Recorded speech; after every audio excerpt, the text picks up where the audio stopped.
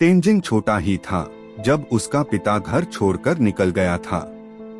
एक दिन उसकी माँ ने कहा, बेटा, आज शाम के लिए चावल का एक दाना भी नहीं है। जाओ और तीस्ता नदी से कुछ मछलियाँ पकड़ लाओ। आज उसी की भुजिया से काम चला लेते हैं। कल सुबह मैं कहीं जाकर कुछ कमा लाऊंगी। माँ की बात मानते हुए तेंजिंग डलिया उठाए मछली पकड़ने निकल पड़ा। तीस्ता नदी के किनारे डलिया डालते हुए वह मछली पकड़ने की चेष्टा करने लगा। वह 2-4 बार अपने पिता के साथ मछलियां पकड़ने आ चुका था, इसलिए वह डलिया डालना और मछली पकड़ना जानता था। कई बार मछली उसके हाथों से फिसलकर निकल गई थी, पर आज उसे किसी भी स्थिति में मछली लेकर ही घर लौटना था। नदी के ठंडे जल में पाँव पड़ते ही ठंड से उसका पूरा शरीर सिहर उठा। भगवान का नाम लेकर उसने डलिया यहाँ वहाँ डालना आरंभ किया। उसे डलिया के अंदर एकाध मछली के फंसने का अनुभव हुआ, लेकिन उसके छोटे हाथ उन्हें काबू में नहीं कर पाए। कई मछलियां इतनी छोटी थीं कि उन्हें छोड़ देना ही उसे उचित लगा। वह नदी में कुछ आगे बढ़ा, फिर उसने डलिया डाली। वहां भी उसे छोटी मछली ही हाथ लगी, पर उसे अब मछली लिए घर लौटना था, इसलिए उन्हें अपनी टोकरी में डालने लगा। इन्हीं मछलियों में एक छोटी रंगीन मछली उसके हाथ लगी, जो अन्य से बिल्कुल भिन्न किस्म की थी। सुनहरा रंग, लाल आंखें और कई रंगों से भरी उसकी पूंछ। उसकी पूंछ ने उसका मन इतना मोह लिया कि उसे अपने घर में रखने की चाह हुई। वह लगातार उसकी सुंदरता को निहार रहा था और रंगीन मछली अपनी पूंछ हिला हिलाकर पानी में जाने की कोशिश करने लगी। मछली को टोकरी में डाले वह नदी से बाहर आया। यकायक उसके कानों में आवाज आई, मुझे छोड़ दो, मैं जीवन भर तुम्हारा उपकार नहीं भूलूंगी। अपनी टोकरी से मछली को आदमी की आवाज में बोलते देखकर तेंजिंग डर गया कि कहीं कोई भूत प्रेत तो उसका पीछा नहीं कर रहा, क्योंकि इससे पूर्व मछली की ऐसी आवाज उसने कभी नहीं सुनी थी। टोकरी में मछली को मचलते देखकर उसने कहा, अगर मैं तुम्हें छोड़ दूंगा तो अपनी माँ को क्या दूंगा, और फिर आज हम क्या खाकर अपनी रात गुजारेंगे। तुम साहसी लड़के हो, कुछ और अधिक मेहनत करोगे तो ज्यादा सफलता मिलेगी। तुम अधिक से अधिक मछलियां पकड़ लोगे। मुझे छोड़ दो मेरे भाई। अगर मैं समय पर घर नहीं लौटी तो मेरे माता पिता बहुत परेशान हो जाएंगे, इसलिए मुझे छोड़ दो। ठीक है, मैं तुम्हें नहीं मारूंगा, तुम्हारा मांस भी नहीं खाऊंगा, क्योंकि तुमने मुझे भाई कहा, लेकिन मैं तुम्हें एक बड़ी बोतल में तुम्हारा खेल, तुम्हारी सुंदरता, तुम्हारा इठलाता रूप देखता रहूंगा। तेंजिंग ने उसे सहलाते हुए कहा, यदि तुम्हें मेरी जलक्रिया, सुंदरता और इठलाता रूप ही देखना है तो तुम मुझे नदी में छोड़ दो भाई, क्योंकि नदी के पानी में तुम मेरा रूप रंग और खेल ज्यादा निखरा हुआ पाओगे। बोतल के थोड़े से पानी में अपना दम घुटने के कारण न तो मैं अच्छी तरह उछल कूद पाऊंगी और न ही मेरी सुंदरता निखर पाएगी। इसलिए मेरे ऊपर कृपा करो मेरे भाई और मुझे छोड़ दो। मछली ने फिर अनुरोध किया। तेंजिंग ने कहा, मैंने आज तक तुम जैसी सुंदर मछली नहीं देखी है, अत तुम्हें कैसे छोड़ दूं? मैं हाथ जोड़ती हूँ, मुझे छोड़ दो। यदि तुम मुझे रोज ही देखना चाहते हो तो रोज तुम्हारे सामने सुबह शाम नदी के तट पर आकर अटखेलिया करूंगी।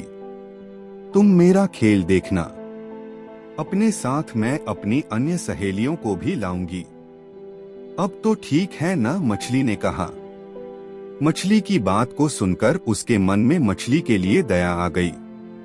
वह सोचने लगा, उसे यदि अपने माँ बाप से बिछड़ने का दुहक हुआ तो वह इस पाप का भागीदार होगा। मछली को भी वह दुहक न हो जो उसके पिता से बिछड़ने के कारण उसे हो रहा है। यह बात मन में आते ही वह नदी की ओर लौटा और उस सुनहरी रंगीन मछली को नदी में छोड़ दिया। पानी में गिरते ही मछली खुशी के मारे अटखेलियां करने लगी और तेंजिंग से कहने लगी, कल सुबह इसी जगह पर आना रे भाई। मैं अपनी बहुत सारी सहेलियों को लेकर यहाँ पहुँचूंगी। तुम सभी के साथ खेलना। तेंजिन टोकरी की मछलियाँ को लेकर घर लौटा। माँ इस बात से बहुत प्रसन्न हुई कि बेटा काम करने, मछली पकड़ने के लायक हो गया। जितनी भी मछली लाया था उस पर खुश होते हुए माँ मछली भूनने की तैयारी करने लगी। लेकिन तेंजिन की आंखों में वही सुनहरी मछली का रूप तैर रहा था। उसकी हिलती पूंछ और आवाज उसे बेचैन कर रही थी। रात को माँ का परोसा खाना भी उसे अच्छा नहीं लगा। सपने में भी तेंजिन ने उसी सुनहरी मछली को देखा। सुबह होते ही तेंजिन दलिया और टोकरी लेकर नदी की ओर निकल पड़ा। नदी में पहुंचने पर उसने डलिया पानी में डाली और छप छप करते हुए मछली पकड़ने तथा सुनहरी मछली को आने की सूचना देने लगा। आज उसे कल से अधिक मछलियां मिली। अपनी इसी सफलता पर आज उसे ज्यादा खुशी मिली। इतने में उसे लगा एक सुनहरी मछली पानी में उछलते हुए उसी की ओर आ रही है। लेकिन फिर उसे लगा कहीं सूरज की किरणों में कोई मछली चमकी हो। ऐसा सोचकर उसने लौटने का मन बनाया और पीछे की ओर मुड़ा। तभी उसे एक आवाज सुनाई पड़ी, क्यों लौटने लगे मेरे भाई? मैं तो अपने वादे को निभाते हुए आ गई। लगता है तुम निराश होकर लौट रहे थे। मैं बीच नदी में उछल उछल कर तुम्हें देख रही थी। मछली पकड़ने में तुम्हें बाधा न पहुँचे, यह सोचकर मैं तुम्हारे पास नहीं आ रही थी। तुमने मेरी जान बख्शी। इस प्रकार मेरे ऊपर ही नहीं, मेरे माता पिता के ऊपर भी बड़ी कृपा की। मैं तुम्हारे जैसे दयालु बालक से कैसे छल कर सकती हूँ? तुम्हें शायद पता नहीं, मैं इस नदी के राजा की बेटी हूँ। जब मैंने अपने माता पिता से तुम्हारी कृपा से जीवन दान मिलने की बात कही तो वे बहुत खुश हुए और उन्होंने तुम्हारे लिए एक उपहार भेजा है। वे तुमसे मिलना चाहते हैं। कब चलोगे? बोलो। इतना कहते हुए मत्स्य कुमारी ने अपनी बगल में तैरते हुए कछुवे की पीठ से एक पोटली उठाई और तेंजिन से कहा, लो भाई, यह उपहार की पोटली तुम्हारे लिए है। तेंजिन रंगीन मछली की बातों को सुनकर और अपने सामने उपहार की पोटली को देखकर अचरज में पड़ गया। मछली की बोली की मिठास को सुनकर वह कुछ बोल नहीं पा रहा था। तेंजिन ने उपहार की पोटली लेकर धन्यवाद दिया और कहा, आज तो मैं जा नहीं सकता, मेरी माँ मेरी राह देख रही होगी। हाँ, कल परसों चल सकता हूँ। मैं अभी चलता हूँ, कहकर तेंजिन अपने घर की ओर चल पड़ा। आज तेंजिन बहुत उत्साहित था। चाल में अलग गति थी। घर पहुंचकर माँ को मछली के दिए उपहार की पोटली देकर सारी बात बताई। माँ ने बेटे की बात सुनकर पोटली खोली तो देखा उसमें मोती की सुंदर माला और सुंदर सुंदर सीपियों के हार थे। उपहार को देखकर माँ का मन बहुत प्रसन्न हुआ। माँ कहने लगी, कितने सुंदर हैं ये सब। लो, इसे अपनी बीवी के लिए संभाल कर रखो और हाँ बेटा, मछली को हमारा धन्यवाद कहना। लेकिन इतना ध्यान रखना, हम मेहनतकश लोग हैं, हमें मेहनत का ही खाना चाहिए, दूसरों की संपत्ति का लालच नहीं करना चाहिए। मैं प्रसन्न हूँ मछली रानी से तुम्हारी मित्रता हुई है, पर कभी अपनी हैसियत मत भूलना। लालच में आकर उससे कुछ मत मांग बैठना। जीवन में तभी सुख मिलेगा, समझे बेटा? हाँ माँ, तुम जैसा कहोगी मैं वैसा ही करूँगा। तो क्या मैं उसके माता पिता से मिलने नहीं जाऊँ? मैंने ऐसा कब कहा? माँ ने कहा, बस दूसरों की संपत्ति पर कभी लालच मत करना। माँ की बातों को गांठ बांध लिया था उसने। वह रोज नदी पर जाता, सुनहरी मछली से हंसी खेल करना हर दिन का उसका काम हो गया था। एक दिन सुनहरी मछली ने पूछा, कब चलोगे मेरे माता पिता से मिलने? कल, तेंजिन ने जवाब दिया। दूसरे दिन तेंजिन बहुत बंठन कर नदी किनारे आया, जहां राजकुमारी उसका इंतजार कर रही थी।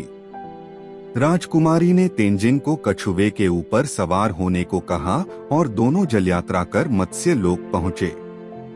राजा ने अपनी बेटी को जीवन दान के लिए तेंजिन का आभार व्यक्त किया। तुम्हारे स्वभाव और एहसान से हम बहुत प्रसन्न हैं, इसलिए बोलो तुम हमसे क्या चाहते हो। मत्स्य लोक की सुंदरता देखकर तेंजिंग बहुत मोहित हो गया था, इसलिए उसने कहा, मैं ऐसे ही बहुत खुश हूँ। मुझे अपना और अपनी माँ का पेट पालने के लिए मछली पकड़ने आपके इलाके में आना पड़ता है। आप मुझे अपने यहाँ मछली पकड़ने की अनुमति दें तो बड़ी कृपा होगी। तेंजिंग के सरल और संतोषी स्वभाव को देखकर राजा बड़ा खुश हुआ। तुम्हें हमारे इलाके में आकर मछली पकड़ने की इजाजत देता हूँ, पर तुम हमारे यहाँ आए हो तो खाली हाथ नहीं जा सकते।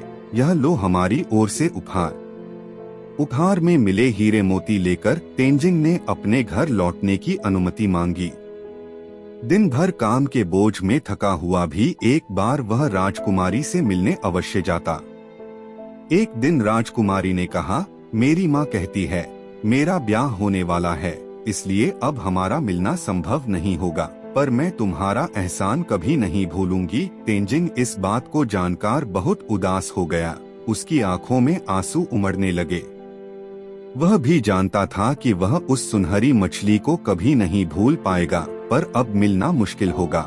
यह जानकर वह बहुत दुखी हुआ और उदास होकर घर लौट गया। उस दिन से तेंजिंग ने शपथ ली, मैं किसी भी प्राणी को बेवजह कष्ट नहीं दूंगा। जीविका चलाने के लिए मछुआरे का मेरा काम करना जरूरी है, पर मैं बेवजह किसी के लिए परेशानी का कारण नहीं बनूंगा।